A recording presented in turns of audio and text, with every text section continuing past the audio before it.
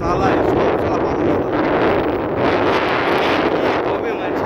খুঁজে পায় না কষ্টে যে সুলমনকারী বাজার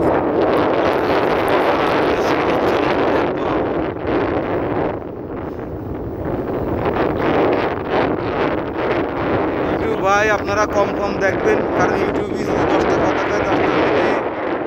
9:30 থেকে মিথ্যে কথা আর মনে করেন নাটক। এবার সুলমনকাঠির রাস্তা কাশিমপুর দিয়ে বেরোইছি